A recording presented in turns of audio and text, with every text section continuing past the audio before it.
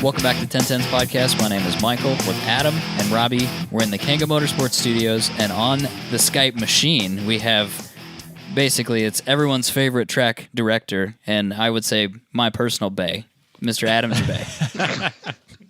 I hate looking at myself in the video. Can I turn that thing on? I don't know. Man, you could cover your screen. And unshaven. It's so bad. It's so manly. You look good with the beard. no, you're The manly. beard suits you. I'm still 50% construction worker. We'll call you Grizzly Adams. Yeah, Grizzly Adam. Grizzly Adam, That's perfect. fair. See? What's wrong with that? So what's happening, guys? How you guys doing? Doing really good. Yep, doing That's well. cool. So like we talked about last week, I'm sure we'll talk about all kinds of nonsense like we normally do, but Adam is going to be on to talk a little bit about grid life, obviously, but also beginner track day instruction and some of the changes to grid life instruction for 2018 and some of the fun stuff that you guys are doing this year. And then let's talk about other things other than grid life too. Right? I'm sure you are actually probably sick of talking about grid life. I talk about grid life a lot. Well, I'm sick of it. let's But jump into that then, and then It's also rad. So we'll leap off from there. So probably the thing that we want to talk about most is what's changed to the instruction side of grid life for this year. Well, we're changing a bunch. Basically, we're changing the entire program. We've always for 15 years, we've been doing the regular, right seat instructor kind of model. Unless it's right-hand drive car, then they're in the left side, which has happened. But the right seat model, it's getting harder and harder to find quality instructors. We usually have a pretty easy time getting them for our festival events, but harder and harder for our track battle and the smaller type events. And so that was one reason we wanted to move away from the every beginner gets a instructor model. So that is one of the two reasons, and the other reason is literally just safety, because you're getting instructors hopping in cars that they don't feel comfortable in, or literally it just comes down to numbers too. You've got twice as many bodies flying around on the track inside of cars. So, and with cars getting faster and faster, you're getting a lot of instructors that are more and more intimidated when your run-of-the-mill street car, with a warranty can be like a 560 horsepower, whatever. There's a lot of really fast cars. So, So the one of the big impetuses was we had a crash at Road Atlanta last year. Is that the right word? Did I say impetus wrong? That's quite a word. I don't even know. We're just going to go with it. The impetuses. What's the plural of impetus? Impetus. Impotence. The impotence. One of the major impetenses. It did really bring the kind whole thing down. The thing that bugged me for the whole winter was that one of my good buddies, Dennis was in the right seat of a car that going down turn 12, which is like the big downhill right-hander at Road Atlanta. The checker flag is right at the bottom of that hill. And on kind of a bridge, the guy waves the checker flag and everybody drives under him, and then they win the track day, right? You don't win the track day when you're in a hard 100-mile-an-hour right-hander. You see the checker flag and you just lift, and your BRZ goes like that and goes pajamo into that giant wall. It's like a 10-foot tall wall. And so Dennis he had to take a little lamps ride, and he got to sit at the hospital and get himself all fixed, and broken bones and bruised everything, and he is still looking to pay for those things, because basically nothing was covered by anybody. So I think his GoFundMe is still up there. If you're going to go on GoFundMe.com and search Dennis Medical Fund, I think it's probably the only instructor crash medical fund on GoFundMe right now. But we can link that into the show in the notes. If it's still up, we'll definitely link it. That was a big reason for me to really explore a lot of ideas, and started talking to a lot of our friends that have been in the Track Night in America program, and I was able to help with one of those with Tom O'Gorman at Blackhawk Farms last year, and it really impressed me how well it worked, because they don't have instructors in right seat of the car. They do a pretty intense classroom session, and then kind of a lead follow, and then basically not lead follow, but kind of like a paced first session to keep them from totally driving into the weeds, and then more classroom, and then kind of they just kind of learn at their own pace. And that's one thing that's always, I remember my first beginner day. when I had a really good instructor. He was right seat, and I had a pretty fast car. It was like a 300 horsepower, 2,000 pound car back then, and it was on like all seasons in the back and like Falcons in the front. So basically, I set up a Civic drift car and went to HPDE, and I remember getting on the track, and it was like my baby. It's the car that I'm building right now into a race car, and I remember getting on track, thinking, I'm indestructible. I have an instructor with me. He won't let anything happen. And I was fortunate enough to not stuff it and not hurt him, not hurt me. Still have the car. I've had the car for like 20 years now, 17 years. But that was like 16 years ago or whatever, and 15 years ago, 16 years ago. I was actually helping host that event. My first day with an instructor, I was actually one of the hosts of the event. But I remember feeling indestructible because I had an instructor, and we've had a few incidents where instructors have almost gotten hurt. We've been really, really fortunate. We've had a lot of great beginners. They've listened in the classroom. They've listened to their instructors. They've brought safe cars. But I think primarily we've done a lot of events at safe racetracks. And as we branch out across the country, we find racetracks that are less safe, like Road Atlanta, where I believe the stat is 4 out of 100 cars that take the track in an HPDE get totaled, which is a lot. That seems like a very high number. Yeah, it's very high. So far with Grid Life, we're beating that statistic. We're under that statistic, but it still feels like a crash fest to me.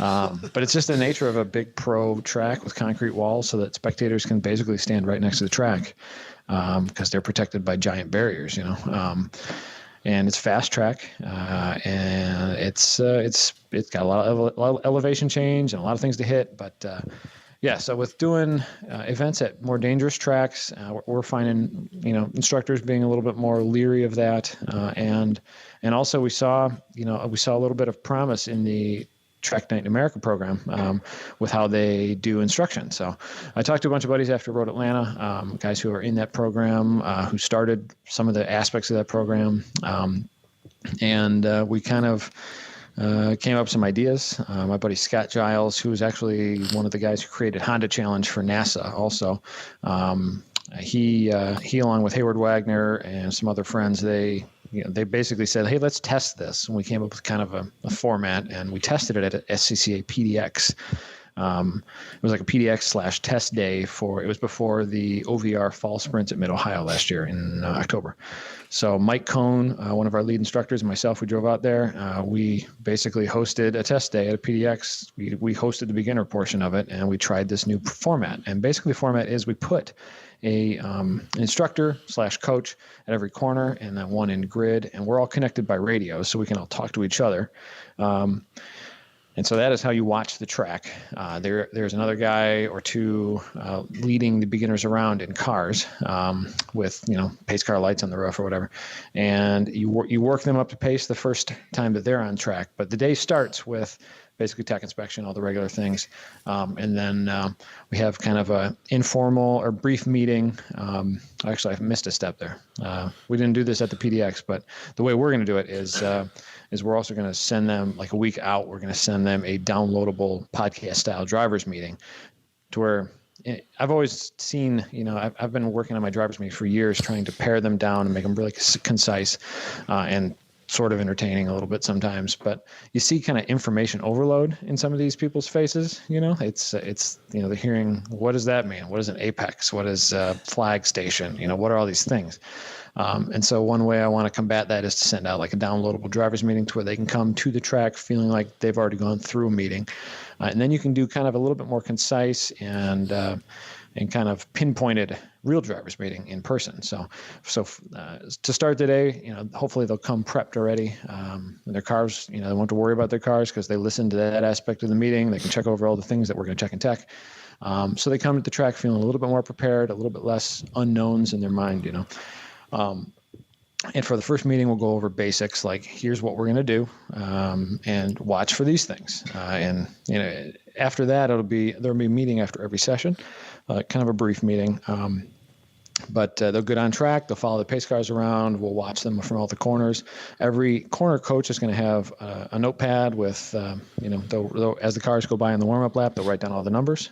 And then every lap after that, they'll they'll basically take notes and listen to the radios around the track.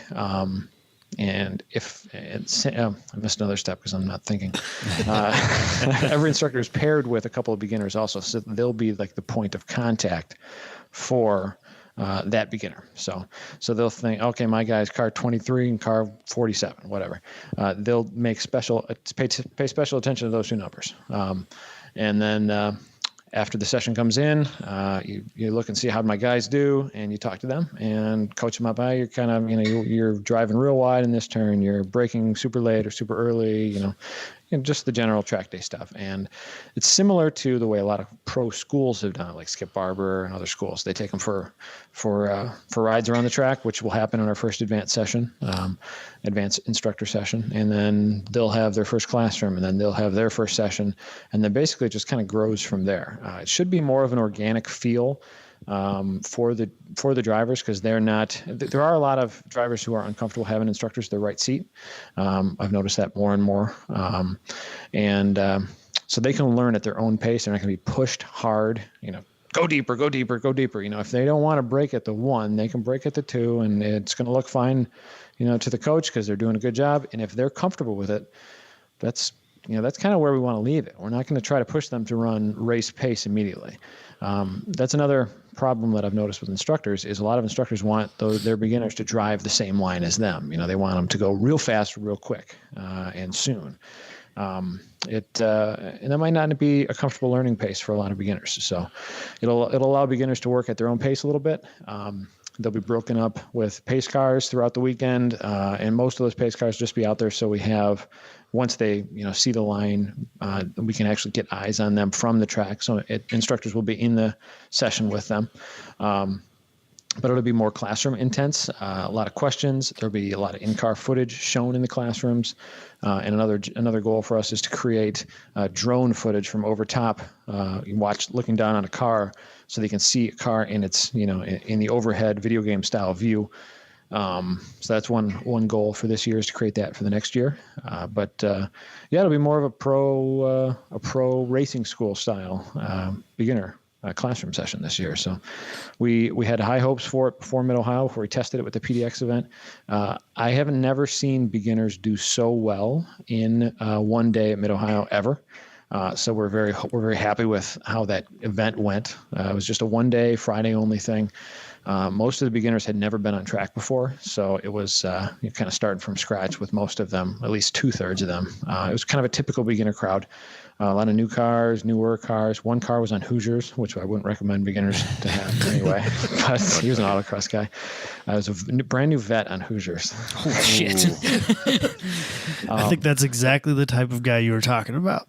He was that guy. But he kept it together. He did very, very well. He was very fast by the end of the day. Weird. So, it's amazing. You put a vet on Hoosiers and you drive with some modicum of skill and you can do well with it. But no, it was very good. We learned a lot of things. We got a lot of notes coming out of it. I actually don't have them in front of me. That's why I'm missing steps. But the entire format is laid out on GridLife, on the website grid.life. And we're also going to be having a webinar pretty soon, probably next week. And that'll be available for download also. We'll take questions from the instructors and kind of coach them up on how it's going to work, and then it'll be available to watch anytime. But I'm very, very hopeful for the program. And I think it's going to be an interesting first couple events. And we also do have, instead of just my dumb butt leading the classroom like we did at Mid-Ohio, we're going to have somebody who does this for a living, Tom O'Gorman. He's going to be running the classroom sessions. So he will be basically the lead coach for these events for the entire track battle season, all five rounds. So that's such a cool thing to have a pro driver like him he's fairly new in his career, but he's been really successful thus far. Yeah, he's a Honda. He's kind of Honda contracted pro now. He's under contract with Honda, and I think he'll be going places. But right now, he pays his bills doing Track Night in America stuff, and so this is kind of like his bread and butter. He does 60 or 80 of these, or maybe 100 of these a year. Wow, they're only like 3 sessions long and like 3 hours, but he's been to a lot of our GridLife events, so. It should be a pretty comfortable environment for him, kind of melding his two things, because he's one of our sponsored drivers. So, I'm really looking forward to it. We have we have a really good crowd of instructors, and most of them are looking forward to trying this. And obviously, if it crashes and burns, I'm gonna fix it. But I think it's gonna be great. So I'm looking forward to that. But What's it look like from the number of instructors from last year versus what you think this format's going to require? It requires basically the minimum you can have is a couple of pace car drivers, which not pace car, but like instructor cars. You need a couple of them, 2 or 3 of them, and then you need 1 for every turn. So it's a similar count. If we have 25 beginners, we can probably get by with 15 or 18 instructors without a problem. We can probably get by with 10 even. But for smaller events where it's harder to get those instructors, so we can run the same format with less guys. But kind of the more the merrier. So for festival events, we're still going to have basically our same group of guys, and so it's going to be kind of a 1-to-1 ratio almost. So we will have instructors if they want to ride right seat, they can do it. But my main goal was to develop something that didn't require the right seat model, because if I'm telling those guys they got to get in the car, then they got to get in the car. But if I'm telling them they don't have to, then it's up to them, So if something bad does happen, at least I can sleep a little better, maybe. Hopefully, I don't think I you will get it. still. No. Hopefully, it'll just mean that the likelihood of something bad happening will be a little bit lower. But realistically, think back to the first time you did an autocross or whatever. The first time you drove in a high performance environment by yourself, you were probably pretty scared, especially if you're by yourself. And I see a lot of beginners that have no fear because of instructors. So I think this takes some of that out of there. It takes the invincibility feeling and puts the onus on the driver to really drive within the limits of their comfort and their car. And that's kind of the goal. The goal was to make it safer, and making it safer might mean dialing back the immediate pace that we were seeing with beginners, and letting them work at their own comfort level. So I'm pretty hopeful that it'll be a more structured learning environment where they're all getting fed the same knowledge in the classrooms. They're all hearing the questions from everybody else versus like a couple of meetings. We're going to have like 6 or 8. Throughout the weekends, and then as they're doing better, it'll be more one-on-one with their instructors, like day 3 if it's a 3-day event. But I think it's going to be very good. And another reason for wanting to do that is not just so that we can have less instructors, because that's not really the goal. The goal is more safety, but realistically, it's probably going to need a few less instructors. And so we're selling less advanced tickets. We're only selling 10 advanced tickets at most events, and we're combining instructor advance so we can have more time for time attack and drift at festivals and more time for larger time attack fields, and potentially wheel-to-wheel things in the future. So because time attack fields are growing a lot. We have like 100 cars coming to round 1, which is kind of crazy. Wow. Holy cow. So we have the largest time attack field ever at Midwest, which it's going to probably be pushing 160 cars this year. Ooh. So I'm so excited. It was 143 last year, and we literally had requests for over 200 sales from qualified drivers, but we can't provide them any spots. We had a 45-second sellout for the first 90, I think. That's crazy. Meaning it was like 40 Gold Pass, which was sold the week before, which is season long. And then I think we sold 45 or 50 the first day in 45 seconds or whatever. And then we had to do application process. So basically we had like 200 people wanting to buy spots for it or more via application and just buying them. But it's been a hard problem. Like, how do you sell? The Midwest event just sells so fast now, it's kind of dumb. It's hard to do. You get just enough unhappy people that it's like, man, this sucks. Because there's like 10 people. It's such that a good problem to have, but I can see why it would suck. It's frustrating to like make it feel fair, Yeah. So we've been breaking it up in like chunks to where more people have more, where it's not all in 45 seconds. It's like 45 seconds 3 times, But so if you're busy that day, you have a meeting, you have hopes of maybe getting a ticket later? Yeah, cross your fingers. Maybe next time you will. But so basically we need more room for time attack, and then we do have a wheel-to-wheel series coming out. So in the future, less time attack spots, more wheel-to-wheel spots, hopefully, is my goal and the goal of many of our wheel-to-wheel buddies. But it's gonna be a fun year, I think. But yeah, less advanced spots, which advanced was always the slowest selling because I think time attack kind of robs advanced for the most part. But advanced instructor will be combined. Why would you just show up and do that when you could compete?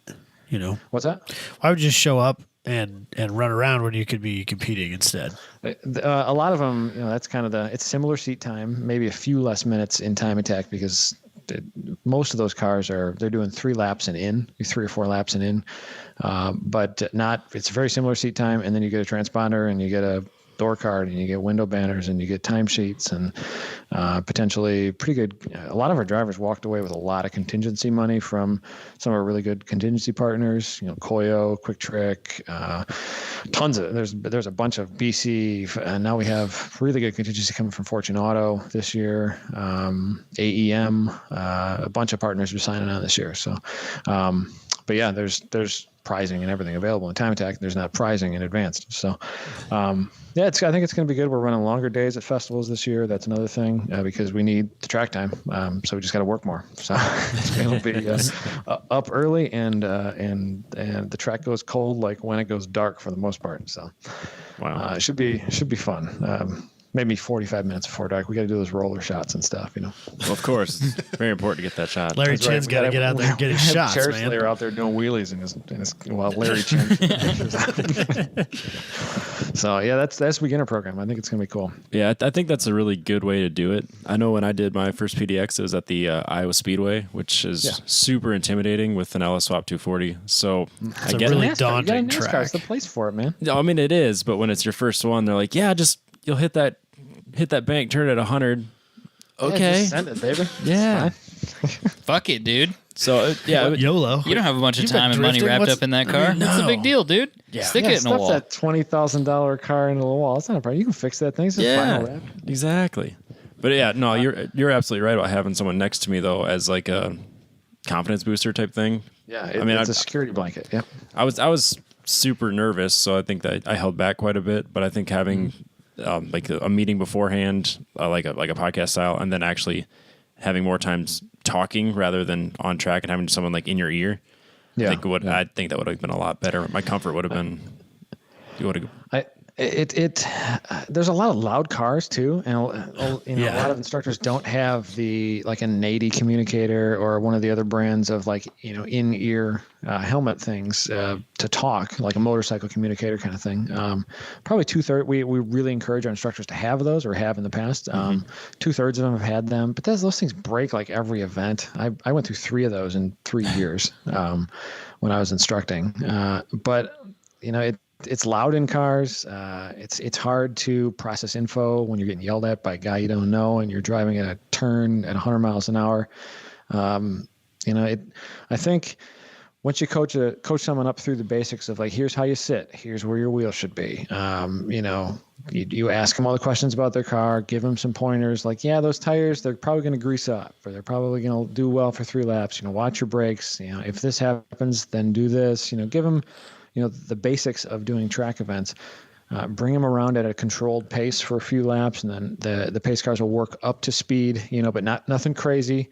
I think it's going to be more of a natural feel for a lot of the beginners for the first 2 or 3 sessions. And literally racing schools have done this method for years. They've just had guys on the sidelines because they're not, most racing schools have a formula car element. They have a lot of inability to put passengers in the cars too, and then passengers meaning instructors. So what do? You do this model. So it's kind of new for the HPDE model nowadays, because the easy button is really just to get a bunch of dudes who want cheaper track time and put them in the cars and cross your fingers. That's easy. It would be easier if we weren't thinking about this, but I don't want to do that anymore because the day's going to come, and I think we can do better. I think we could just do better. And I think overall HPDE groups should be trying to do better. And I think we got a pretty good plan, and we've talked to a lot of people about it. And before we did it, we got a lot of input from a lot of really, really, good drivers and a lot of really good coaches. I just have high hopes for it. I think it's going to work pretty good. So, and I got to make room for my new wheel-to-wheel program. Got to do it. It's probably not going to happen for a while, but we are doing our first race in August. Grid Life. It's going to be Grid Life Cup. That's the working name.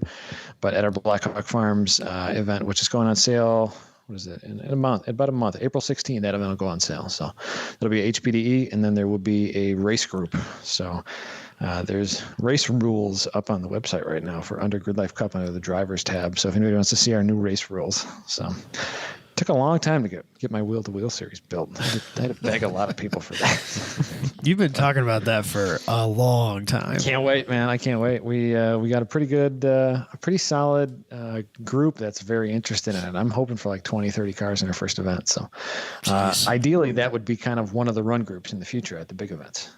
So what's the basis? Like, what am I building?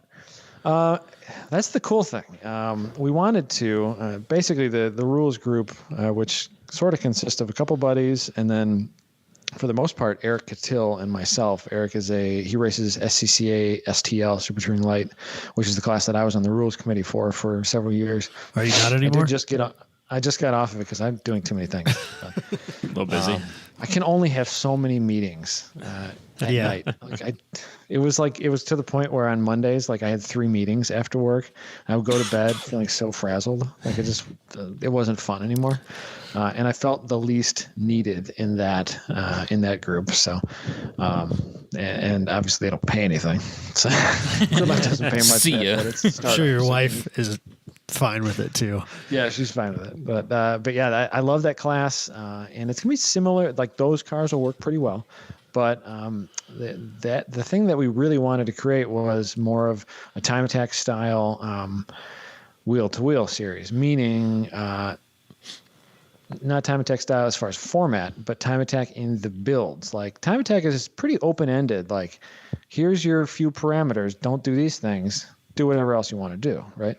And so we look towards the NASA ST model, which is kind of like a points calculator model where like you can do this type of wing, it's this points. You can do this type of wing, it's that points.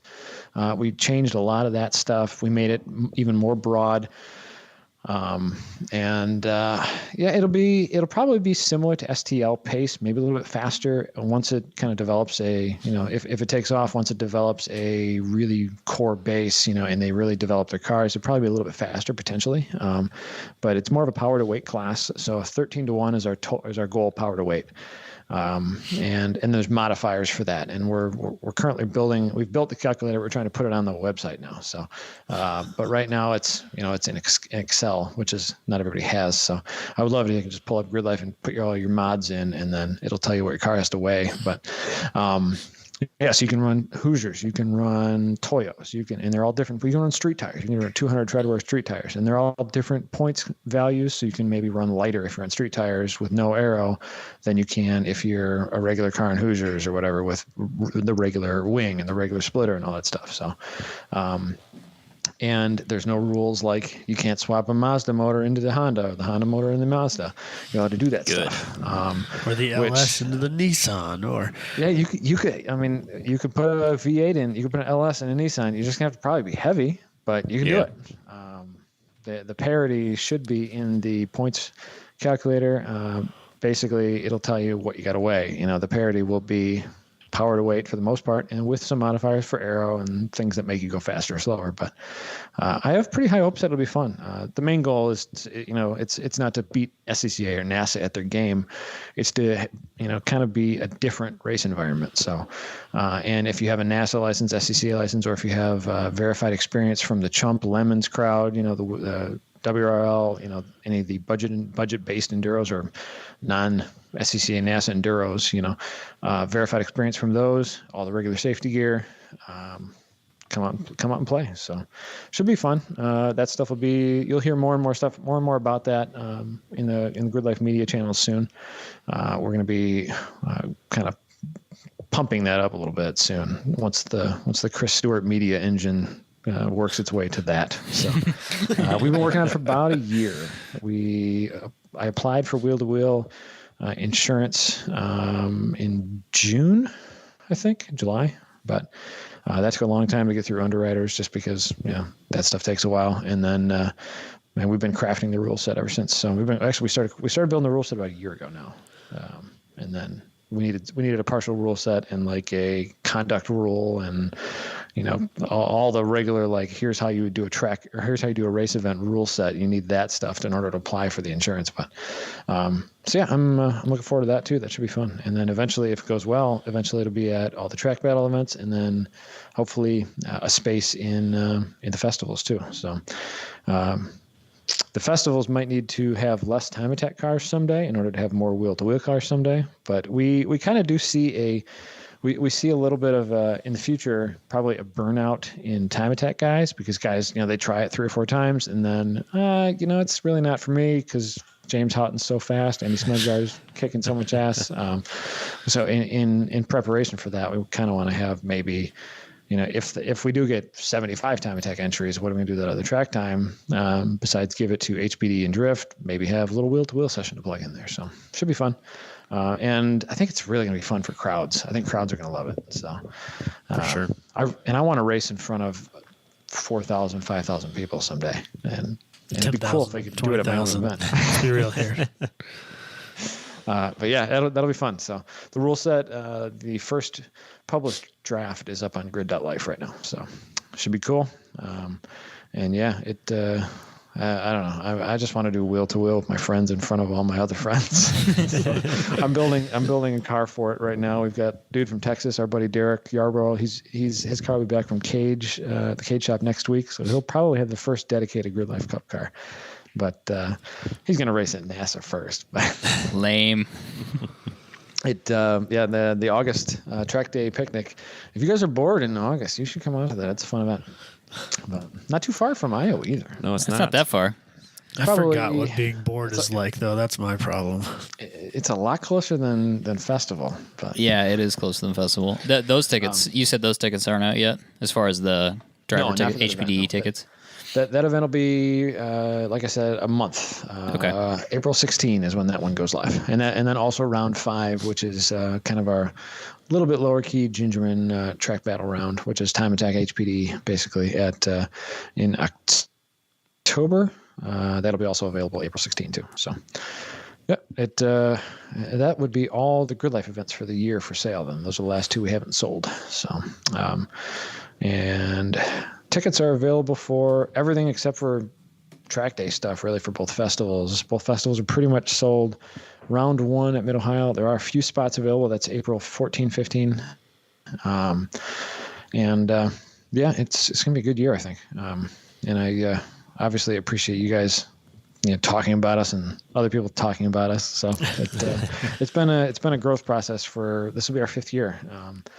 And it's a full-time job for Chris. It's like half a full-time job for me. It's half a full-time job for several other of our core staff. So it's been kind of a labor of love. Nobody's getting rich at Grid Life. Everything goes back into the events, or thus far has, to build these things into what we really want them to be, kind of like the gathering of all these different automotive cultures. Bringing everybody together and then taking pictures of it and having parties and just having fun. So this year is going to be pretty rad. I think it'll be super fun. Yeah. So enough about Grid Life. I've talked too much about Grid Life. Can we get down to brass tacks real quick here, and the whole reason that we're having this interview? Robbie just really wants to know what he needs to do to his car to make sure it's ready for his first Grid Life HPD. How do I get there? And what do I do? Right. This is nothing to do with any of your Grid Life stuff or how you're changing it. None of it. This is all like him just getting all the safety review and everything directly from your mouth, and then he's going to put it on the internet. Let's just recreate every Facebook conversation we've had this winter. How about that? We've had a few of those. I like I do with many people that they've done some track events and then they're like, man, this crappy old car is not safe at all. Should I weld a full cage into it? And I'm like, no, you probably should just buy an Auto Power or a Kirk or whatever bolt-in roll bar, and then see if you really love doing this stuff first. Because you can always resell that roll bar. You can probably sell it for like what you have into it like tomorrow. Oh yeah. Because people never want to pay for shipping on those things. So if you have one, like the only lost cash is in shipping usually.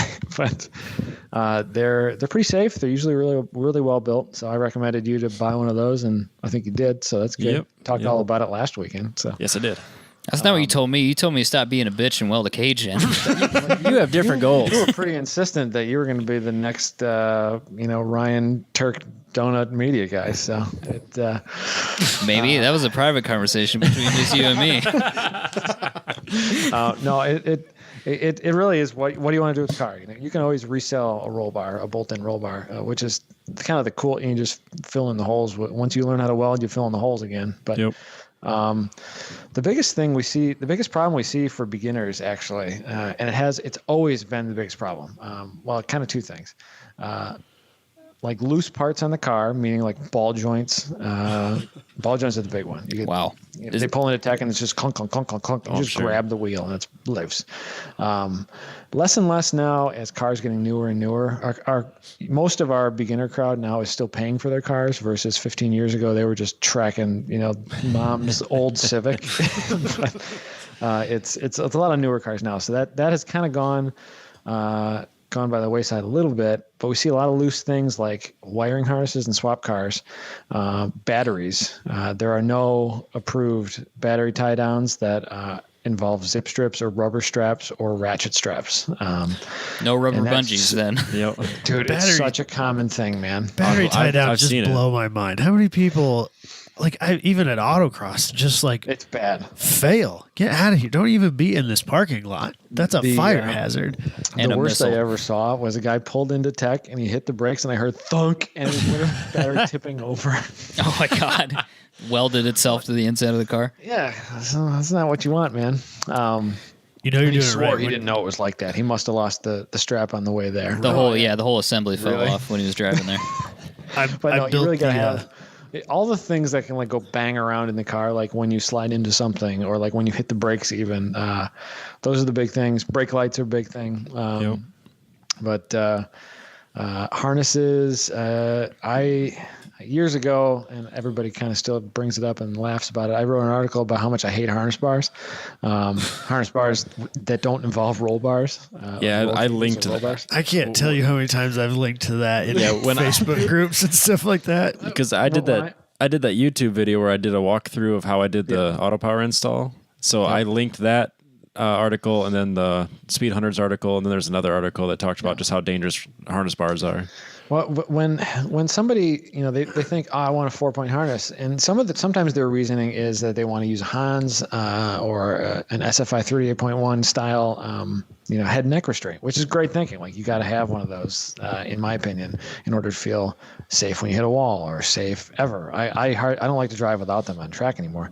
Because helmets are heavy and my neck is, no matter how many sit-ups I do every night, my neck is Super fragile. but it's gonna break, man. Dale's broken. I don't want mine to break. So, basilar skull fractures are no freaking joke. So I could see, it's kind of like a double-edged sword. I really want people to use Hans or Hans-style devices. Hans is kind of the Kleenex generic term for them now, but there's a lot of really good ones out there, and some of them are even pretty reasonable in price, a couple $100. But the thing is, like a lot of cars, they'll flatten. You roll over and that roof's going to come down to about here a lot of times. And with a 3-point OEM belt, your body can lay over one way or the other. And with a Hans and a full 5-point harness, like you're just kind of like pinned upright. And I saw it happen at, I think it was our second event we ever hosted. A CRX blew the brake zone at turn 3 at Gingerman because his pedal went to the floor because he had played with those Russell's speed bleeders brakes things, Yep. And so he didn't shut them off. He bled the brakes and then basically just got right on track and didn't pedal tested at all, and the pedal went to the floor first turn. It was a little turbo CRX, and the story, and he had a harness bar, just a welded piece of tube between the OEM, the rear upper B pillar, points on basically. the B pillars, and he had a harness bar and a harness. And back then, 05 or whatever, I was like, I don't know, looks pretty good to me, right? Seems safe. So the story was he drove straight through the sand trap, which if you've walked around by turn 3, and then there's like a little road that you can get up to Spectator Hill, kind of by the 5-6 combo. And a lot of people go up there during drift, during grid life and stuff. That little road, like he jumped that road. Holy shit. Jeez. Through the sand trap, jumped the road, and then there's a berm. And so the car hits the berm, I guess, and like noses in. And the story was when he looked, and this is what he told his friends, and his friends told us, when he was looking down, he unclipped the harness because he still has factory 3-point on also. And so he laid over, and big old rash on the side of his neck and stuff, but he was fine. So, Pretty fortunate on that one. Literally, the roof was down to the tops of the doors, like flush. I think I put a picture in that article years ago too. I think you did. My buddy Dennis, the guy who got crashed at Road Atlanta, actually, he was there and he took a picture of it. But that's how long I've known Dennis. I've been endangering his life for so long. The car, almost all cars are stronger than that. But the reality is, like, that was probably a pretty low speed rollover, but it gets real bad. You can never underestimate the ability of a car on a racetrack to just find terrible shit to hit. They go everywhere. And if it gets real bad, like, I want you to have more things to make it less bad, meaning a roll bar. So that's my hate behind harness bars without roll bars. There is kind of the gray area of the Schroth ASM, the anti-submarine harnesses. Basically, they're a 4-point with a sewn in like rip area that like stretches under a certain amount of impact, so that they act like a 3-point, but you can use a Hans and stuff like that with them as a 4-point. We allow those in some modern cars, like strong cars like Subarus, Evos, stuff that's not going to smash, with a proper install. And sometimes they use a harness bar in between the seatbelt upper mounts, just to direct the force, so if the seat crushes, that the force is held up higher of the harness. But that's really a case-by-case basis. Our strict policy really is no harness bars without roll bars. So just because it keeps, that's what, unless you have the weird, awkward choice of that ASM Schroth and like the right everything, like, it just gets unsafe. There's so many times where it's just unsafe if you just buy X harness and then the whatever eBay harness bar, and then you just bolt it into your mom's old 03 Civic. It's not safe. So that's my little spiel on harness bars. I've done that spiel way too many times. I believe that. Spiel 3 times. So other things for beginner safety. Robbie's not a total noob, and his car seems pretty solid, but for other beginners, other people going towards, doing their first HPDE or early in their HPDE career. The things that we see fail on cars, their brake pads, pedal goes to the floor because they're using, .3 cheap brake fluid, or they're really, really working the brakes hard. In my driver's meetings, I usually talk about don't overuse the brakes. Use the brakes as hard as you can for as short a distance as you can, because that inputs a lot less heat into the system, especially with guys that have, or guys or gals. We've had a lot more female drivers lately, actually. Which is awesome. Which is cool. And a lot of cars come with, they come to the track with OEM brakes, and they just put a decent set of pads on. But they don't flush the fluid. The brakes are probably marginal for what they're doing with the car that day. So if you don't have a big, huge brake kit, at least throw brand new, really good fluid in there, like ATE or ATE or whatever people call it, or spend real money on like Castrol SRF. Just go crazy on it. You can't spend too much money on brake fluid because it just gets better and better. A higher wet boiling point is what you want to look for. Some of the good Willwood brake fluid's pretty good. There's a lot of really good fluid out there. Even like Valvoline Sin Power has a really high wet boiling point still. So good synthetic .4 brake fluid. Really spend a little bit of money on pads if you want to kind of, talk to people that drive a similar chassis. What do they recommend? Those are the things that can ruin your day. Get some decent tires, but you don't need to spend a lot of money on tires for your first events. You probably shouldn't. You should probably just get a decent set of like 300 to 200 treadwear things. And something you can drive to the event on, not have to mess with the car. But the biggest thing that we see is brake pedal problems, and then like custom stuff breaking, like swapped cars. They're basically zip stripped together and shit like just fall off. Crappy eBay exhausts, things like that. Go through the entire car, nut and bolt the whole car. Yeah, and then just drive to the limits of your car and drive to your skill limits, and usually you're in a pretty good place then. So, what else did I want to talk about with beginners? I looked through my meeting earlier, and now I don't have it. I was going to print it out, but of course, I was fighting with my child, trying to get her to bed. But the biggest things really are just take care of your car, hydrate yourself. That's a big thing, especially when it's hot out. A lot of guys just kind of go through the day and they don't remember to take care of themselves. Get plenty of sleep if you can. Yep. It's huge. But if you're prone to motion sickness, I would recommend drinking ginger ale ahead of time because I've made myself sick on track. After a race one time, I opened up the door at Mid-Ohio and puked out the door. Oh, man. I took the checker flag and I pulled off after the keyhole, and there's like a little chute right there, and I freaking covered the pavement with last night's food because I hadn't slept at all. I drove all night to get there. Oh, man. I got into the car feeling like kind of just exhausted. But take care of yourself before you do that. You need to have all your ducks in a row mentally. And if a lot of racer buddies of mine, they've gone to a 2-week out policy on the car. If it's not done 2 weeks out, cancel the event. That's kind of their policy. That's a good idea. With HPDEs, you I can't always get your money back. But, with race weekends, SCCA usually allows you to cancel, which is nice of them. But a 2-week out policy or even a 1-week out policy is a great idea. Get all your work done a long time ahead of time, and then just, don't be stressed. So I would love to enact that policy for myself. It's never happened. Not once. But nowadays I don't race very much because I'm trying to have everybody else have fun. And so my policy or my stress nowadays is like, did I bring all the things? Did I fill the crappy motorhome to the brim with the Grid Life junk? So,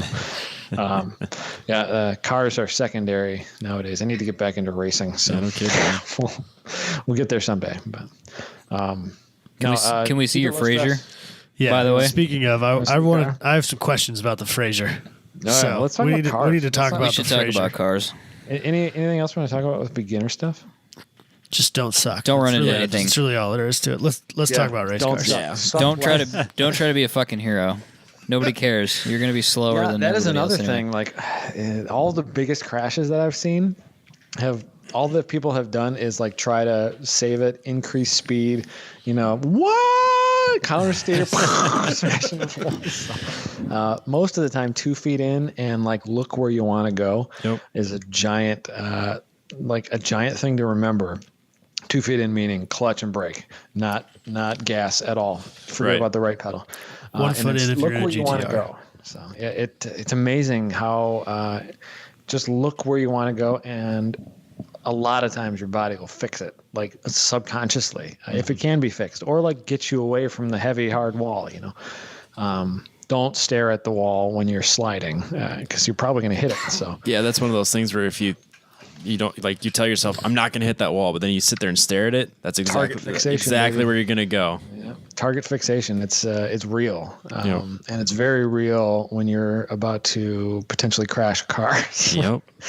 The Fraser is right next to me. This is part of it's up there. we got a picture up of it now. It's basically a Lotus 7 Caterham style chassis. You can see the new motor is in there right now. That's what I want to talk about. Yeah, what motor do you got in there? So what do we? That's a Yamaha 5VY, which is a 04 to 06, I think, R1 motor. Yes. So it's 1,000 cc. Good work out of you. It's actually really big. It's so wide because it's got a trans next to it. It's a bike motor.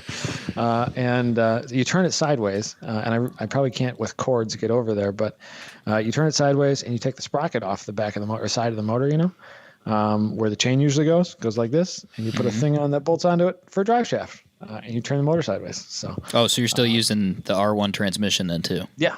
So it's transverse in there? They're all one thing. Normally the motor is side to side, spark plugs left to right, and now it's front to back. Oh, okay. The engine and trans are basically, in a bike, they share the same oil, they share everything. So the it'll use the sequential bike trans, so it won't have reverse. Some people, the Quaife makes a drive shaft box. It basically put it in the middle of the drive shaft that is kind of a switch, and it'll reverse the directions, so you can have reverse that way. I'm not doing reverse because it's a track car. Some people do starter gears. They use like a small starter gear and a starter, or like a ring gear and a starter. They mount it in the drive shaft, and you can clutch in and then hit the starter button, and it'll back you up. Interesting. But, yeah, lightweight race car, so I'm not doing any of that. But right now I'm in the process of building mounts for it, and I'm going to run all the R1 electronics and everything. And I have to simplify the harness a bunch, which I'm super daunted by. But there's a lot of guys that put these motors into dwarf and midget circle track cars. Yeah. And James from Kanga Motorsports just messaged me. James wants to be on Slip Angle. Hey, James.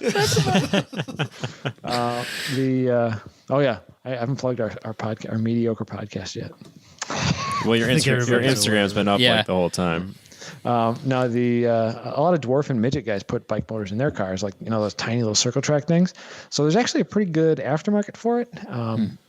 And in England, putting R1s in Lotus 7s or like home builts, which they call low costs, is like a pretty popular thing. And there's like whole race series devoted to it. So I'm not like breaking any ground here, except for the right-hand drive aspect of this car, because this car was built in New Zealand. We can talk about the car later if you want, but it's a right-hand drive, and I'm actually finding it a little tougher because the trans kind of wants to occupy the same space as my feet. But I think I got a pretty good spot for the engine. I'm probably have to cut the hood a little bit because this car isn't like a Lotus where this car has a full body on it. If you got pictures up, you can see that. But yep. I drove the car one time last year with the Toyota 4AG and twin Webers and a TRD close ratio trans, and that was what it was originally built with. It was built in New Zealand in '93 by Fraser Cars of New Zealand. Basically, it's the only full body car they ever built. Almost all their cars look just like Lotus 7s or Caterhams. They're like a kind of a high end boutique builder of those. Nowadays, especially, their cars are beautiful. Incredibly handcrafted cars. This car was built to basically be a race car, and they wanted to get a series of these cars running, and it just kind of never happened. But Steve Millen, who he raced IMSA, he raced a bunch of stuff, of the Millen family, Reese Millen, Rod Millen, Steve Millen, Reese's, I think Rod's son. They're famous New Zealand race car people. So Steve Millen raced this thing a couple times in New Zealand in '93, and it had problems at those races with distributor, because the distributor was originally built like in the factory 4AG location, which is like off the front of the passenger side of the driver's side of the head, driver's side US. I'm turning around, yeah, but the header was like wrapped around it. And that's not a good place to put a distributor. It was like the header was like smashed around the distributor. So it had distributor issues, and it had those issues when I was driving it last August at Track Day Picnic too. And then it was a Formula Atlantic bottom end, which is really expensive, super expensive. Yes. And worth money even after you blow it up, it turns out. Worth more than enough to buy a Yamaha 5VY. Jeez. So I parted that motor out, part of the twin plate. It had like a twin plate clutch. Sold that. I think I've got the trans sold too. The trans is a Toyota TRD close ratio T50, which is not in production anymore. And it was shifted beautifully, but super close. But the car was so fun. Like as it was, I just went through the whole car, changed tires, bled the brakes, flushed all the fluids, and then took it to Track Day Picnic. And it ran okay. But when it ran really good for like 2 sessions. Carbs are stupid and finicky. And I'm not good at that. But when it ran, dude, it was like rolling fifth gear burnout down the straightaway. It was so awesome. It probably had about 150 horse, and it's going to have about that with the Yamaha motor, but it's going to be, I'm guessing, in the neighborhood of 300 some pounds lighter too. And it was probably almost 1,300 pounds then, so it'll probably be about 1,000 pounds. So, and it's super stiff chassis. There's a lot of extra like a lot of extra tubing that wouldn't be in like a low cost build, and it's a lot of triangles everywhere. So the chassis is built pretty well. It's tight, small, but it's so fun to drive. What's it like? What's it like being over the rear axle like that? Yeah, that's another thing is if you look at Lotus 7s and this, literally you're sitting like your butt is within 3 inches of the rear axle. And this has a Ford Sierra Cosworth diff, which is like right under my elbow. And you can feel all the rotation. Like the car starts to turn and you just feel like you got it, because like you feel the little bit of slip so much, because it's kind of like more dramatic, because you're moving more with it than like if you were in the front half of the car, you know. This car felt really controllable. I think it's going to be really good once I dial it in with suspension. I didn't play with suspension at all because it felt pretty good as was. I was working up to. I ran faster in my first session with it on 3 cylinders than I ran in my STL car at Blackhawk. my STL car was like pretty good at Blackhawk too, because it was a super light build. But I ran like almost the same exact time, just a few tenths faster. With a stopwatch. I didn't have the aim solo in it, but it felt so much faster. And I just kept working up to pace, trying to find the limits of the grip. And it turns out with a wedge-shaped body, like the faster you go, the more it sticks. And like I just kept going deeper and deeper into the big sweeper. And it almost took my breath away how much grip the thing had. It was so rad. I can't wait to drive it again, because your butt's 2 inches off the ground. You're on the very back of the car, and it's an open cockpit, which is, you've driven go-karts before, and like go-karts are so fun. And like it's like a super fast, big, loud go-kart. Winds in your face. Once I got over about 100 miles an hour, I don't have one of those helmets with like a splitter on it, you know? And so my helmet would go, it would like lift up and like rock back, and I'd be looking through the bottom of the visor. So when I shifted to fifth, I made it a practice to like pull on my helmet after I shifted to fifth, because I was shifting with my left hand, because it's a right-hand drive car. So those splitters on the helmets, that's not just that's a thing? No, that's real. Really? Yeah, that's so the helmet doesn't lift up and like fill your eyes with air. That's hilarious. That's serious. I just thought that was like an aesthetic thing. Oh, it is, because you look like Darth Vader and stuff. But well, yeah. No, it's for keeping your helmet on your head instead of going like. My helmet makes 10 pounds of downforce. It's no big deal. It doesn't have much of a windshield, but like the first time I shifted to fifth, going past start finish at Blackhawk, I remember the helmet like rocking back, and like I had to go like this, like whack the helmet forward, because I can only get it so tight, you know, like and it could still like pivot front to back a little bit. Mm-hmm. Yeah, so that was interesting. I'm gonna definitely get a different helmet next year or this year when it runs. I did enter it in the Ultimate Track Car Challenge recently, which somebody posted that in your Facebook group. Yeah, I'm super pumped about it. GRM thought my entry was silly. It was great. Are you kidding me? I typed that while playing, while trying to also find Paw Patrol in the morning for Emma at like 5:45 in the morning. So I was trying to finish that thing up, and then Emma wandered in, picked up she always goes in the cabinet. And gets the brown sugar, like the big brick of brown sugar in the thing. And she always tries to eat that in the morning. So like, that's why I have to get up so Emma doesn't eat the brown sugar. She wanders in holding the brown sugar, and then like stops and like, oh shoot, daddy's up. Sets the brown sugar down and comes and tries to snuggle with me and asks for her show. So I was trying to do that while I was entering the UTCC. So hopefully it's done by then. It gives me about 2 months. I want to take it to VIR and have fun with it. So that looks like a really cool event. Yep. There's a lot of fun. There's a lot of cool cars that are going to be there. So. Yeah, I've really wanted to do that event like since they started it. Yeah. A lot of times it's been the same weekend as our Honda Meet event, which is our original event that we've hosted forever. The same weekend or like a weekend apart. So that's the reason. That's the biggest reason I haven't done it. Now it's in May, so we don't have anything in May really. So it's like the weekend after it's Friday, Saturday after my birthday. My birthday's on a Thursday, so it'd be a nice birthday present for myself. Take an RV trip all by myself, be able to sleep in.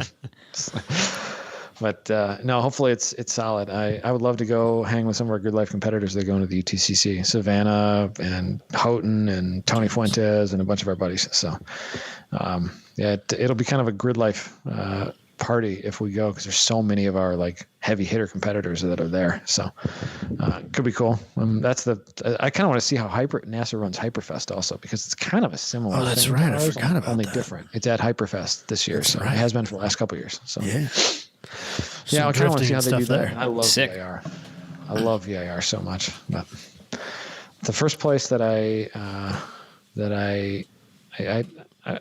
was the first place that I drove, and like the whole night afterwards, like I still couldn't even remember the track. Like it was such a stunning place for me to be, and I couldn't visualize the place until like the next day. I just couldn't even take it all in. The place is just so stunning. It's so cool. It's just the raddest track. I think it's the place anybody should drive. It's like the place to go on this half of the country. It's just so rad. So yeah, that's the Fraser. Fraser's a dumb piece of crap. Taking up all my space in my garage. But hopefully it'll rev to 15,000 RPMs within the next month. So Oh, it's so cool. I did find out that I think I need a new ring gear in the rear end, because it's a 4.2 something. I checked. I got on there yesterday, marked the tire, and spun the diff until I saw the mark again, and I spun about 4.25 times. And with this trans and a 23.5-inch tire, which this is, it basically uses Spec Miata tires, which is nice because those are cheap. Yeah. And it probably needs about a 3.2 diff for VIR. So I probably would be ordering a ring gear once it runs, but I'm not going to buy that until it runs. So That's fair. other than that, I think I got everything. So Did you just get that motor from like a salvage bike? I put a want to buy ad on our forum that shall not be named, rotorsautocross.com. And, That's actually the first time I've ever heard it. I've always assumed it was that, but I've never known Yeah. for sure. No, which is actually owned by my buddy Scott Giles, who's helping us with the beginner program. But I put a want to buy ad, like want to buy any R1, like give me a cheap R1. And like within 10 minutes, some dude from Kansas City was like, hey, I bought an R1. I'm never going to build the car that I want to build with it. Do you want it? And I was like, yeah, cool. How do I get it from Kansas City? He's like, I'm not shipping it. But my buddy's going to his parents' house on the East Coast over Christmas. And you live 1 mile away from the road he's going on. So I got it basically delivered for free. I handed the dude a case of beer and got myself a R1. So I got delivered for free. I had to pay for the motor, but it was a shockingly good price. It was awesome. less than the cost of the blown up motor that I sold. So Win. and then I had to buy little things like the gauge cluster, and it didn't have a gauge cluster. It was missing one of the coils. I'm probably into the motor and everything for like $600 right now. So, Wow. Ooh, wow. That's awesome. and it'll rev to 15,000 I RPM. know. Keep revving it in. That's so I many. really do need a bike-powered car. I just don't know what how to mini do it. RPMs that is? It's a lot. That's all of them. That's double what a Honda Roadster. Like a really good Honda. That's some Formula One shit there, man. Yeah, man. It's going to sound so rad. Sick. Does anybody else have any questions for Mr. Bay? No, we should probably move on with our Yeah. show. We Yeah, should I let, suppose. if Mr. Bay doesn't have a meeting, we should let him have like an evening where he gets to do whatever he wants to do. Let me see if I have a meeting. Hang on. What are you guys talking about in the news? All kinds Did you of want to stuff. hang out for the news? I don't know. Hang on a second. Okay. Let me do grid life things. Let's see. Pull up the grid life Slack. Not seeing anything about meetings. I think they're all at Coda, like doing things with PwC. Why aren't you at Coda? Come on, Because I man. have to work. Nah, you just got to quit that job. Oh, dang. That is a really good looking shot of Tom McGorman's new car. You guys want to see a little bit of it? Want to see a little bit of it? Oh, look at boy. that. Oh You boy. need to be on the YouTube, people. Yeah, they're doing photo shoots right now out there for that. So, doesn't look like I have a meeting right now. So I got a few more minutes if you want. But Screw it. Let's do Adam's opener. All right. Presented by We can Factor do that. Fabrication. what's Adam going to complain about today?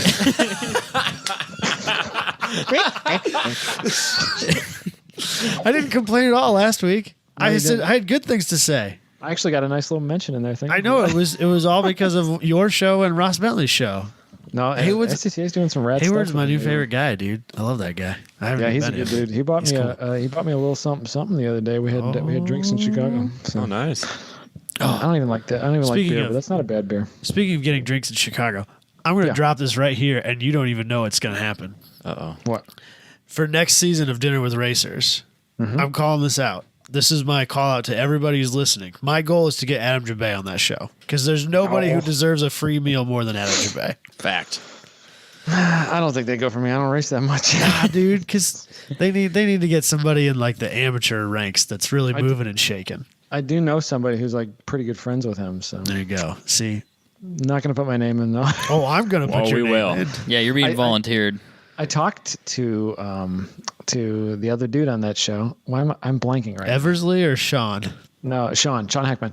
I talked to him during season 1 when they first dropped it. When like Slip Angle had a bunch of hype behind it, and like we were gonna do a show together, and we just never did. I'm gonna get you on their show. That's my goal in life. So Yeah, right. now it's all the listeners' goal as well.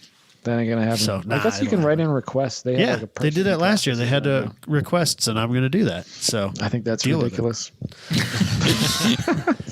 Eric Cattell is one of his crew guys for Hart right now. So Eversley, they, Nice. yeah, they're buddies now. So I'll have to reach we out to kept telling Cattell. we kept telling Eversley in social media to not let Cattell do the hood pins because three races in a row he forgot to do his hood pins and smashed his windshield.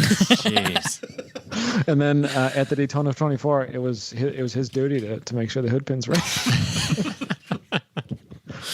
But that wasn't Awesome. that didn't fail in their car. But anyway, what's Adam's opener? I want to listen to this. I won't say anything. He's on the group right He's now. like "Hey, everybody." It's a one person live show right now. It's literally Recorded in Adam front of a live Adam studio yeah, audience. It's Adam Jabay's 1010s podcast. Yeah, I'm talking too much. So I'm gonna start social media and take pictures of us doing this. That's oh, perfect. Jesus. So Drive Tribe, which I think is apparently still a thing. Who knew? Well, I didn't know. They've recently introduced what is essentially Hot or Not for your car. I'm sure everybody remembers the greatest website of all time, hotornot.com. That's my college right there. I remember that. It was my high school, but yeah, Junior high. absolutely. You're dating yourself there, Jabaay, but it's Give fine. me a break. I got to text James Chartres back. So, James. so they added this, so I was like, I'll bite. Yeah, We'll play let's along. have our cars get shit on by strangers. How does it work? Do you just post? So you picture of submit a your car? picture of your car, and then people can vote literally fire emoticon or poop emoji. So there's that. They're using That's fire such and an poop. ego breaker, man. So I submitted all 4 of our vehicles, being the Fiat and the RX-7, and then Robbie's 240 and my Omni. And believe it or not, all 4 of us are predominantly fire. We're hot. That's good. We're fire. I'm not entirely surprised, except for Robbie, which for some reason, although Robbie's built a rad car, People People hate seem it. to not Teenagers like hate it. See, which is weird What do they because hate about it? What do they hate about no, it? dude.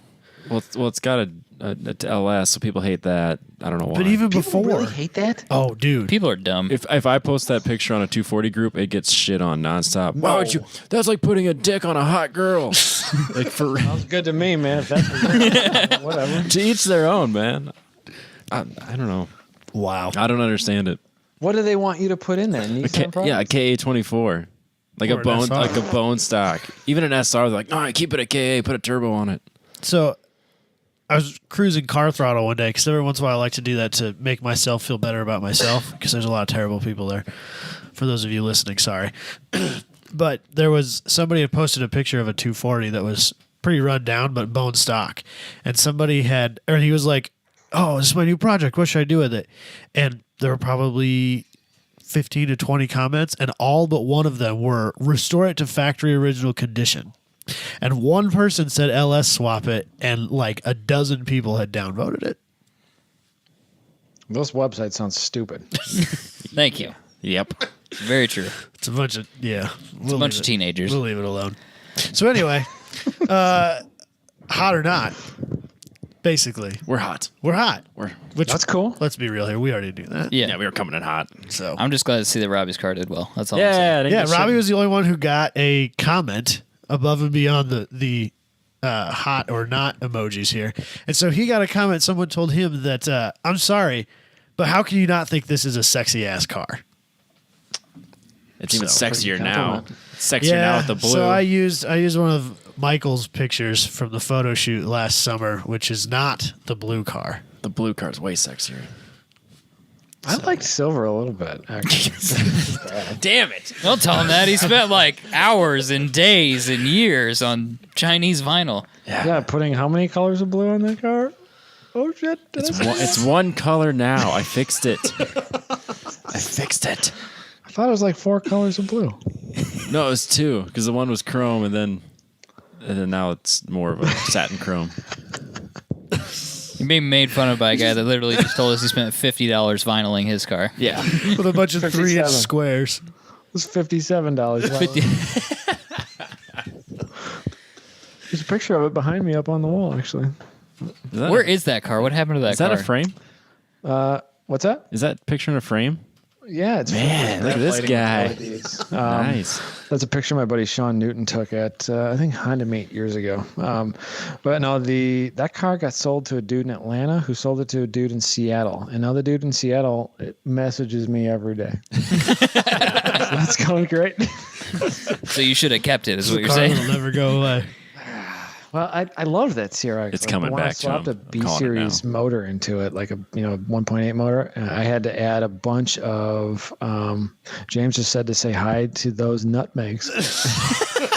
Hey guys, James says hey nutmegs. I love that. When I put the big motor, 1.8 motor in, I had to add like 400 some pounds to the car, and I just fell out of love with it. Like I loved it when it was 1975, and I didn't love it when it was 2381. I don't know.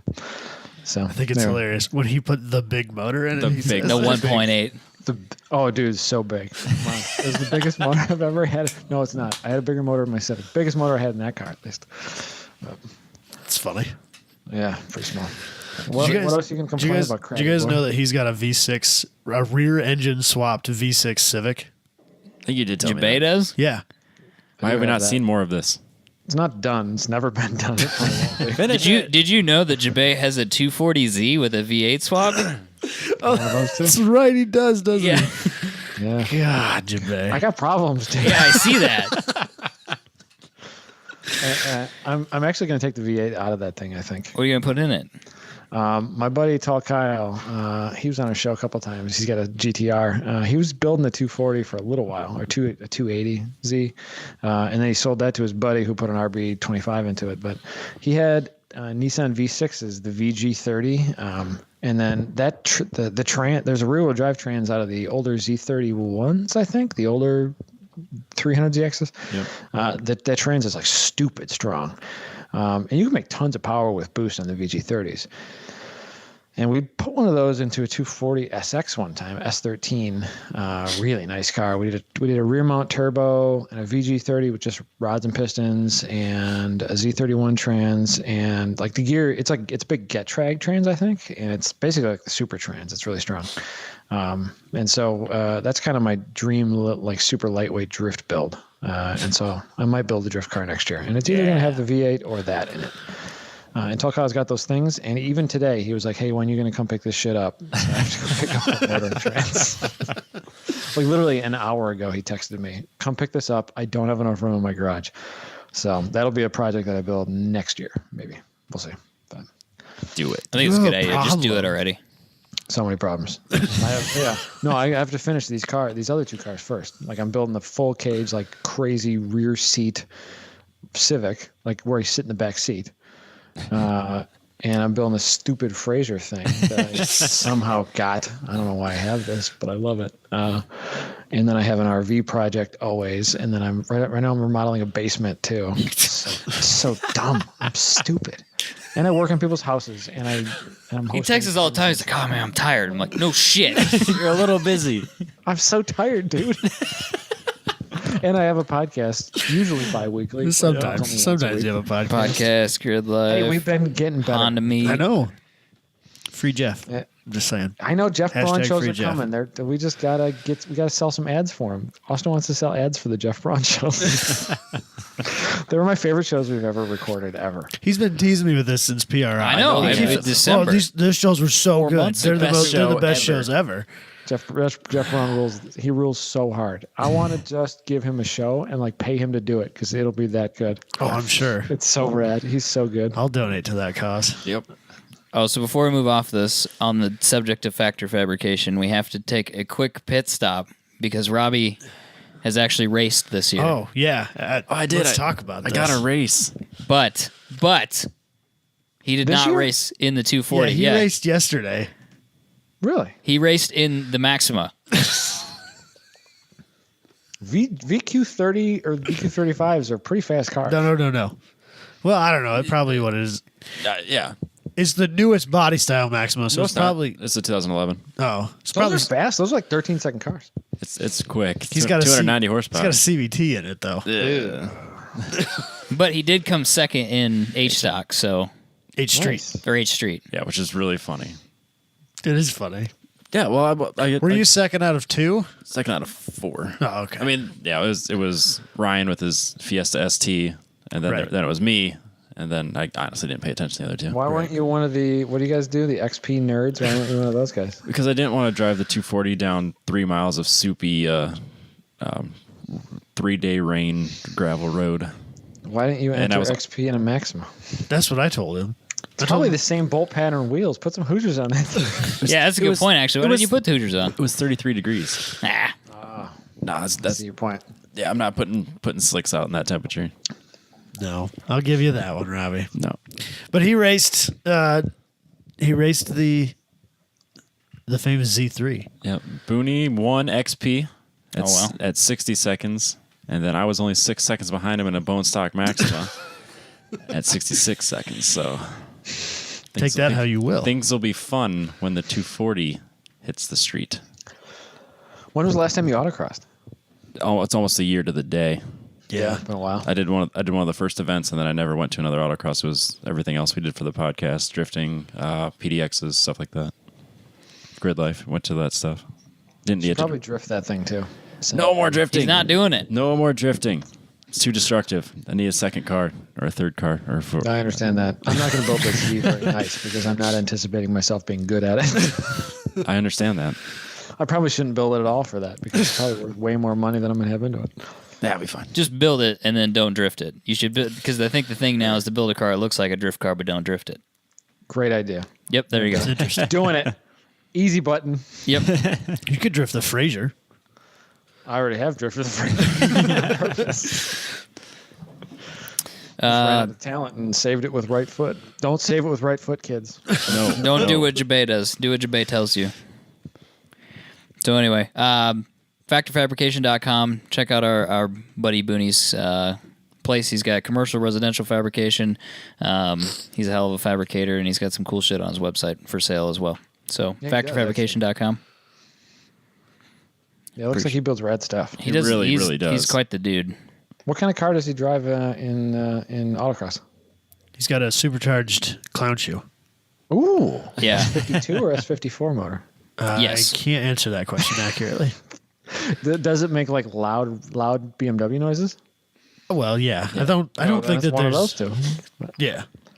I don't know which one it is. I don't know enough about that. I just know it's a clown shoe, and then he put a supercharger on it. Yeah, the S54s. Some people complain about the sound of them. Man, I kind of dig them. When you put the right airbox on them, they sound awesome. There's a We bunch had of one them. that used to compete with us that had a big carbon airbox, and it sounded so good. Oh, it was so rad. There's a bunch of them that drift with O-Drift in Omaha, and there's a lot of them that don't sound very good. I'm going to be honest. Some of them don't sound very good. There is a meme about straight piped BMWs out there. That's all I'll say. They are freaking the loud. S54 is ITBs. I don't think the S52 or S50 are, but Yeah. the ITB ones, when you put the right induction Oh, noise yeah. and stuff on them, they're awesome. But Yeah, for sometimes sure. they're not. So, man, I just keep derailing you guys. I'm sorry. It's totally fine. It's nice to have somebody else run. Gotten off the show when you tried to kick me off a few minutes. No, it's totally fine. You're stuck It's now. nice because somebody else can run the show and you can just kind of let it happen. We just coast. If you ever need me to come on your show and run your show, let me know. You just want to have it? You can have it. I'm busy, man. I told you. Boom. Solved it. I tried to steal it from your co-host the other day. He's like, does anybody want, he put on Track Midwest, does anybody want a podcast? And I said yes, and he didn't respond. Bullshit. We offered. But I think it was around Christmas time. He was like, you want to just do this by yourself? I'm getting sick of talking about cars. And I'm like, dude, I ain't got nothing to talk about either. I told you, Now dude. we're Let me still know. Now we're still doing them. I'll co-host. You let me know, man. But you guys been Anytime. doing this for 2 years? This whole like, okay, we'll keep doing them. It's been 2 winters at least. Yeah. It's hard in the wintertime when you're not doing fun car things, when you're doing like the car things that you have to do in order to do the fun car things. But I like building cars, but like, you know, like I also got to hang out with my wife and my kids sometimes, and you just run out of time when you're doing all this crap. So podcast suffers in the wintertime. But luckily we recorded a lot of PRI, and we can kind of string them along and make it seem like we're still doing a show. We're just producing or writing for the next season of Slip Angle. Yeah. Stay tuned. Big changes coming soon. Meanwhile, Jabay's asleep on the couch. I wanted to be asleep on the couch. Yeah. In the garage covered in 10W30 from this leaky New Zealand piece of shit. Careful, we have some New Zealand listeners. We do have a guy in New Zealand. I'm not talking any shit about New Zealand. I'm talking shit about the cars they built in 93. It's not a big deal, man. I love a Kiwi as much as the next guy. Sometimes Kiwis go bad. You got to throw them things away. They get brown. You know? Probably should have thrown this piece of shit away 5 years ago at Gingerman Raceway, and then somehow I got it a couple of years after. They should have chucked it in the bin. You want to do some news, Jabay? It's not my show. Jabay wants to do some news. He does. First one up here, Ford's. We've basically seen a teaser of the new Bronco, and if you're watching YouTube, it's not that. It's that one. So are you excited about the general silhouette? Yes, I am. I think that this is going to be good. Super boxy looking. 'Cause I thought it was going to be just a stupid mini SUV piece of shit. Yeah, this thing looks. I mean, It looks like a Jeep. yeah. Yeah, kind of. It looks like it's the windshield's super short. I wish I could see what you guys are looking at, but you're not doing Skype correctly. It kind of looks The like computer an wouldn't let FJ me. Cruiser. Yes, it does. FJ Cruisers are red. Yes. Incorrect, sir. Incorrect. Incorrect. What else did I say was rad? Rat rods. Rat rods are rad too. They are rad. Incorrect. It's okay, Adam. I'm with you. Yeah, I don't rat know, rods man. are rad. And that thing is rad looking too. I like the way that thing looks. I think they've got something good here. Yeah, I think they listen to their, I don't know, fans for a better term, customers. Let's just hope they don't fuck it up. Yeah, I mean, everyone wanted a Bronco that's like the Bronco. Yeah, but, for like but, the last 20 years. But now they're talking about that's going to be 4-door, not 2-door, which I think is going to make it a problem. that doesn't surprise me at all. And I don't know that it'll really be that. Because everybody said that about the 4-door Jeep, and it's done just fine. You're they right. sell a shitload. They probably sell more of those than they do the 2-doors. Right. So I think people like make a big deal of it, and then they'll go and buy it anyway. And Yeah. then they'll just forget about the fact that they made a big deal about it and move on with life. Yeah, or if they did make the 2-door, they still wouldn't buy the 2-door. Like they wouldn't Have sell you guys them. driven a 4-door Jeep? No. No. I don't know that I've ever I driven. rode in that one at Chicago maybe twice They're now. freaking great. It's a lot of space. It's very expensive though. We rented one in Hawaii, and I had water over the hood of that thing. Dude, it was awesome. It was so rad. You need to build a They say- Jeep. You should build an off-road vehicle. I would love to do off-road things, but I have too many other obsessions right now. If you guys had a Yeah. Grid Life event at RPM, you could have a mud bog. Why don't you just We call it talked Dirt about Life doing- and have a whole No, other we series? talked about doing a Grid Life event called Off the Grid. Oh shit! Man, Oh, it's so bad. I'm not going to that. I'm in. Austin might have named that one. Weird. But he wants to do an off-road Grid Life event a lot. Is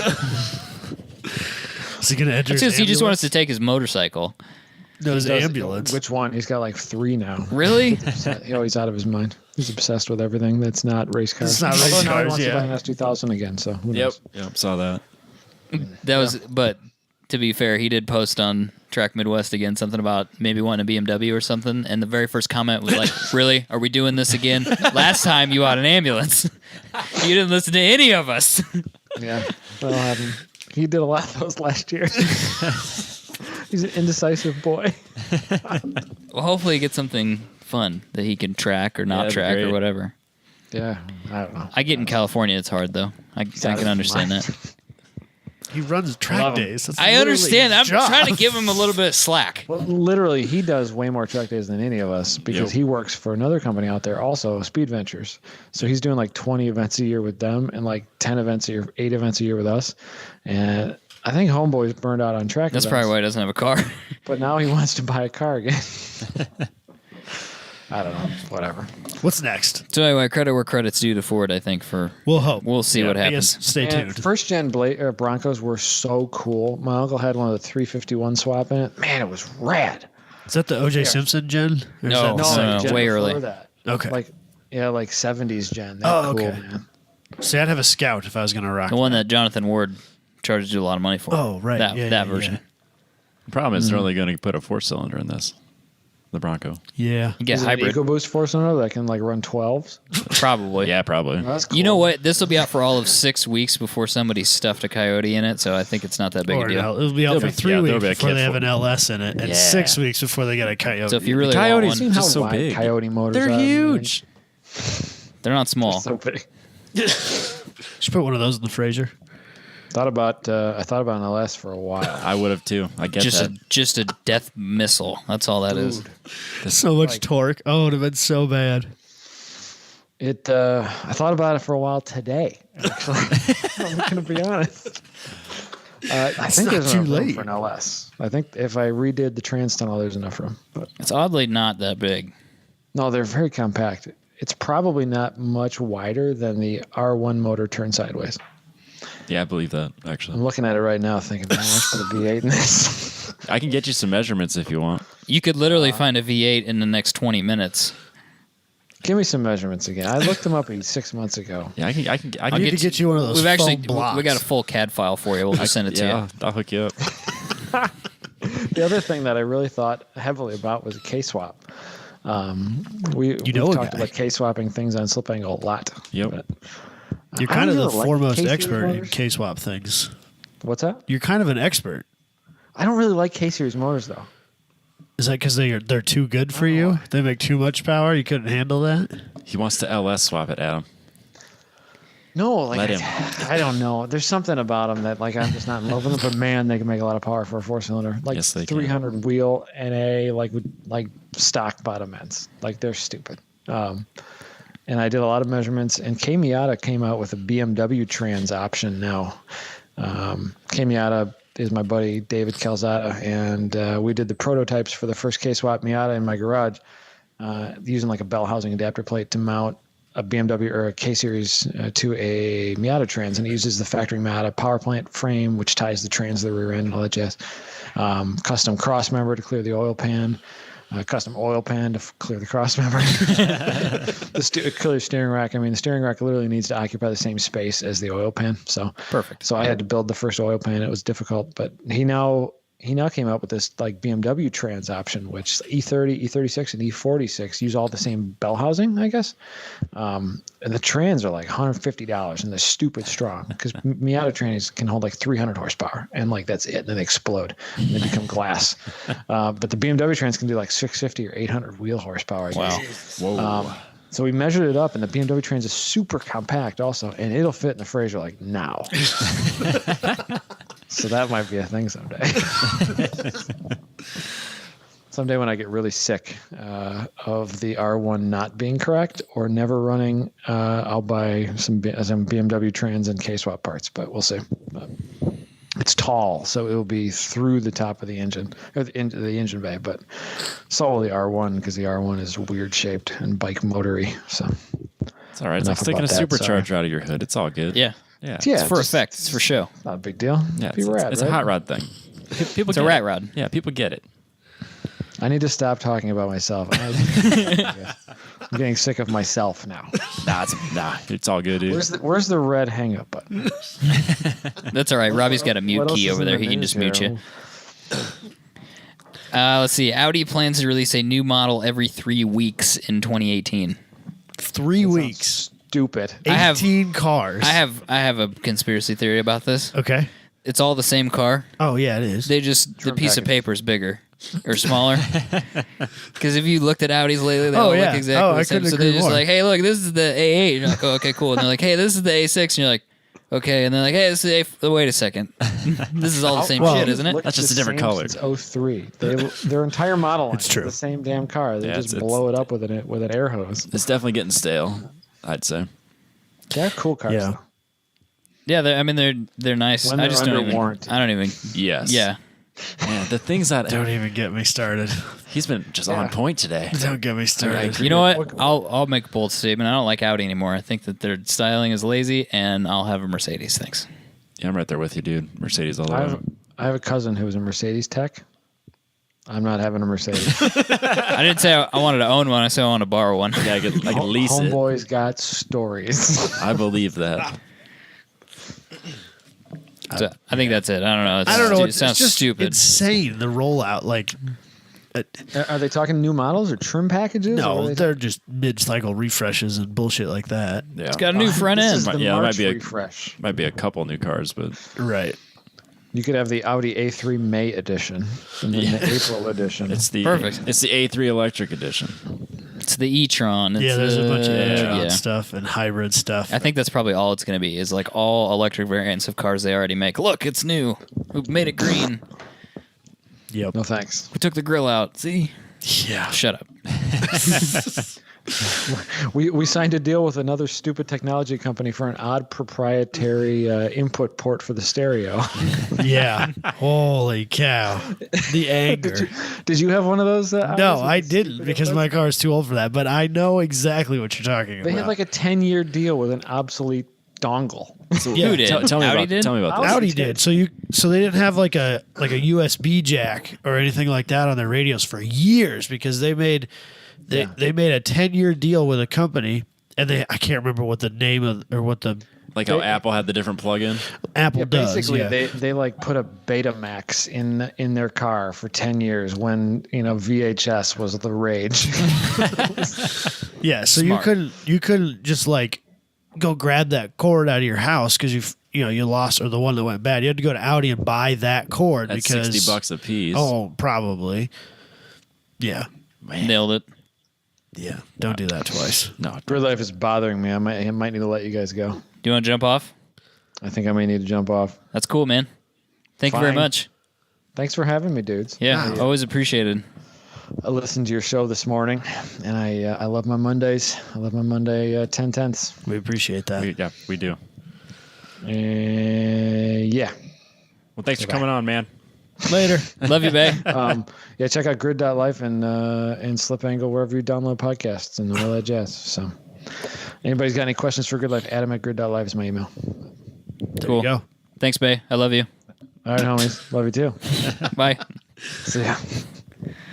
All right, I think we can keep rolling here, Robbie, if we just pretend like we're doing a all good. normal Like show. nothing ever happened. exactly. We're ready to go. What's next here? The new Kia Stinger is faster than a Mustang GT. Yeah, if you let a shitty driver drive it. Is that the deal? Yeah, so So I read it. I didn't read too much into it, but it kind of Yeah. like maybe so they're doing a drag race with a Kia Stinger and then the new Mustang. with a 6-speed in it. Yes. A Six manual speed versus an automatic. Yeah, so Right. the Kia Stinger's got an automatic, the Mustang's got a manual transmission, and so it's up to the driver. And the driver did it, 13.2 seconds, 13.3? I can't remember. 13.3. Yep. And then the Kia did it in 12.9. But if you let a good driver, like the Ford driver, do it, he'll do it in 12.6. Really? Yes. So Oh, car and Jesus. driver got a 12.6. But okay, so let's think about this for a second. The Mustang is 100 horsepower more than the Kia. And they're about Okay. the same weight. So the Kia on the best run in whatever this, I think it was like an Australian. It was in magazine, Australia. Yep. They got a 12.83. That's Car, fast. think about that. Yeah, it is That's fast. fast. Quick. Car and driver on their best run in the Mustang, which they're probably somewhat of an authority of doing.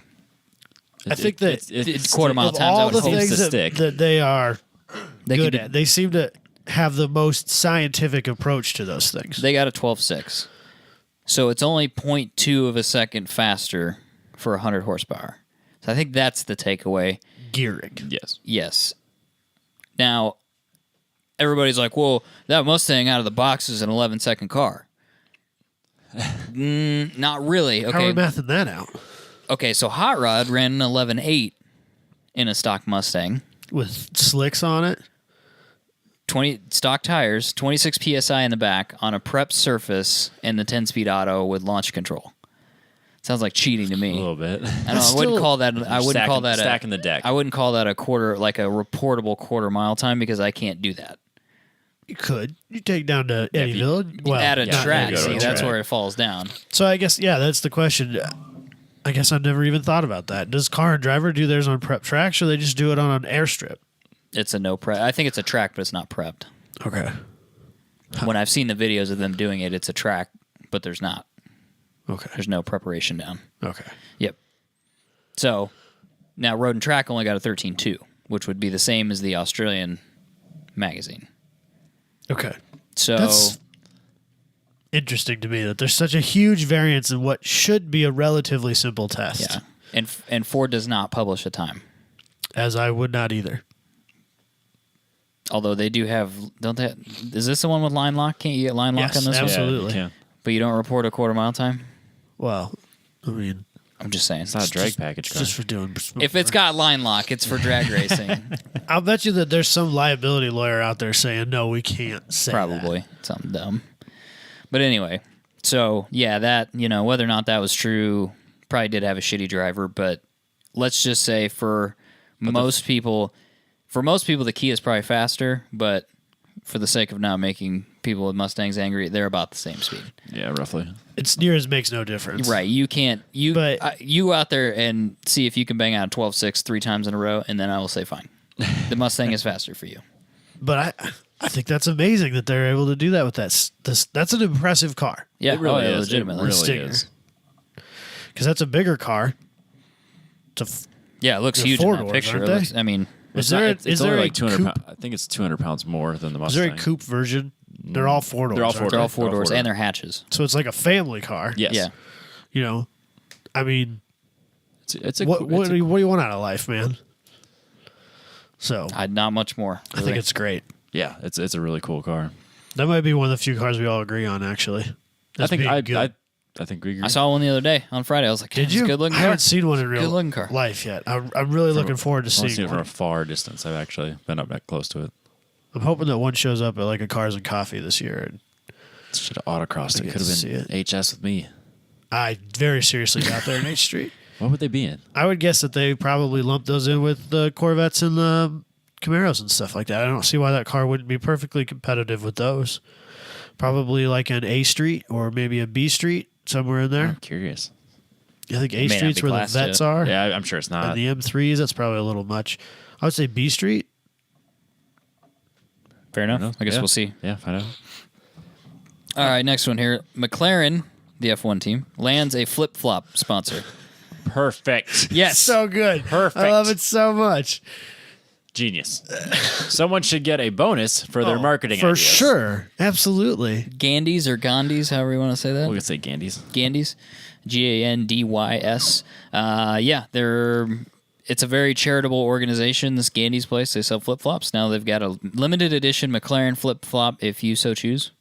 Doesn't a bunch of the proceeds go somewhere? It goes kinda- to Orphans for Orphans because the owner of Gandys is an orphan. That's good. I'm going to be honest. I don't wear flip flops. Would rock a McLaren limited edition They are flip-flop. orange. I'm not even like a McLaren fanboy. there a picture? Would totally think rock a there's a picture. There it McLaren is. flip flop. That's pretty sweet. Yeah, somebody needs a raise. It's hilarious. It's good they, stuff. They earn their bonus this year. This is the kind of stuff For that we sure. need more often in racing. Yeah. It's Just a funny. little It's joke. lighthearted. Ha, ha, ha. It's a good time. Everybody benefits. Instead of Get some bitching about flip-flops. it, you take the goods with the bads and you figure out a way to make it lighthearted. Go McLaren.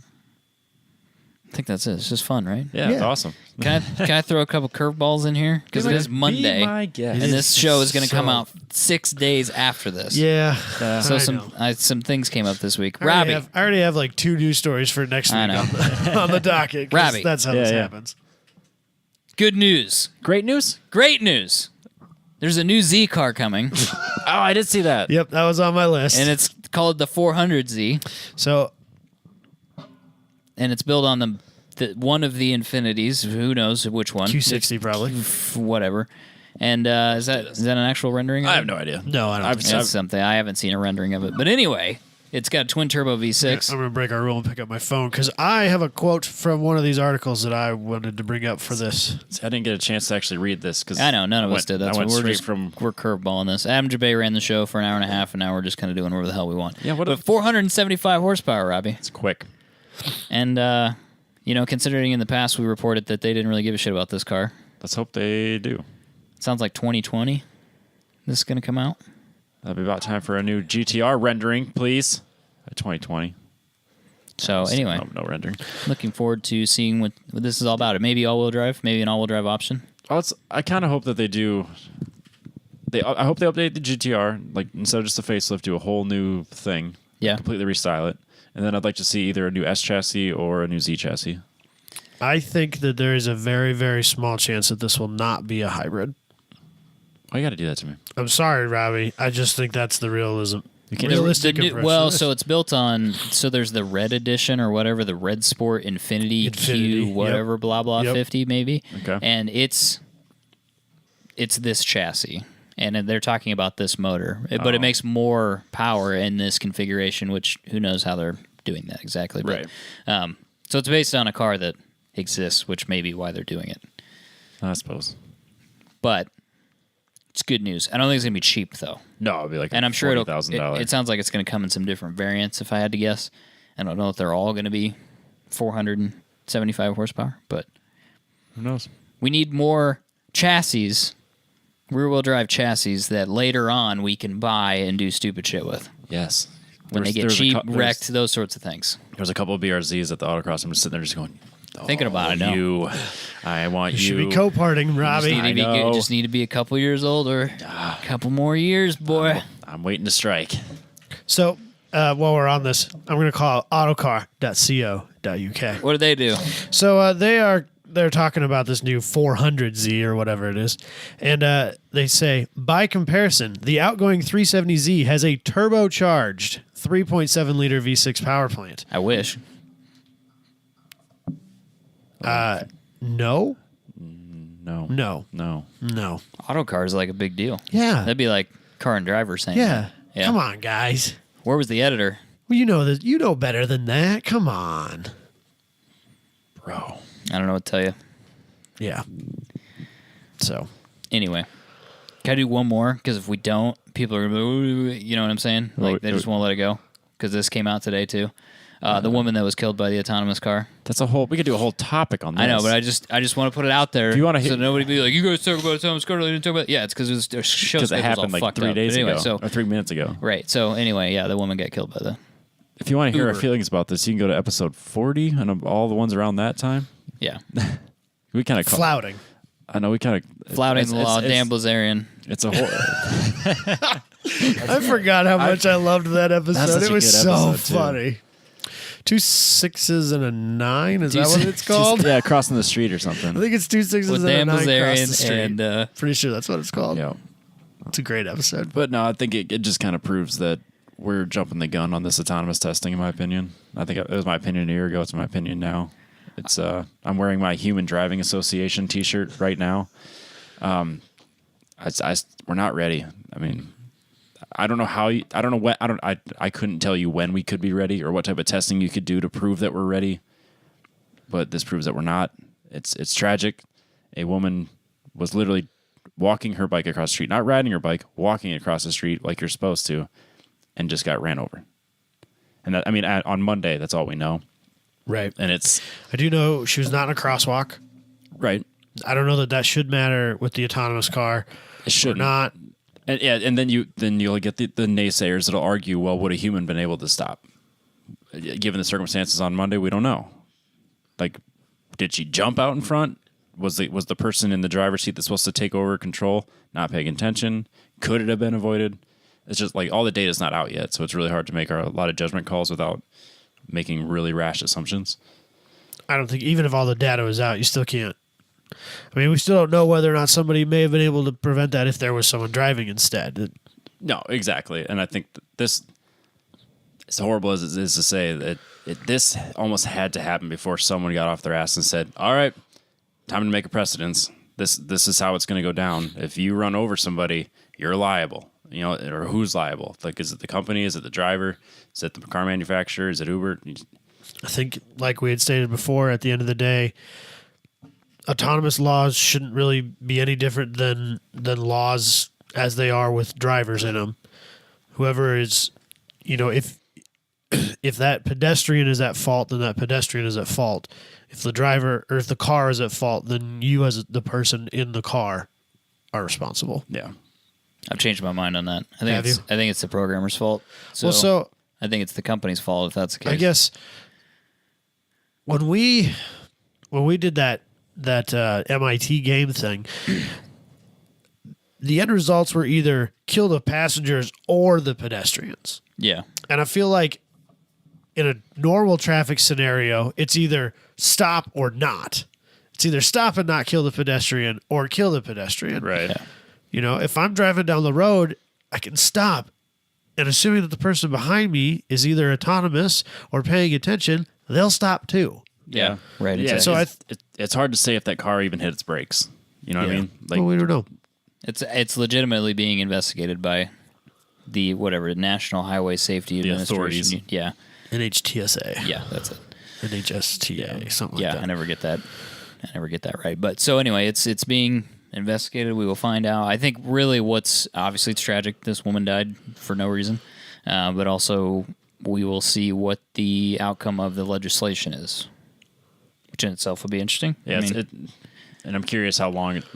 Is everyone just going to halt and get off the road while we wait, or are we going to just see cars back on the road doing autonomous testing next week? and Uber is at the moment anyway. Yeah, it they're would probably be pausing. in their best interest to stop until the Uber's got enough investigation's things over. going against them. They should Yeah. probably Yeah. just tread Surprised lightly. there's still a thing.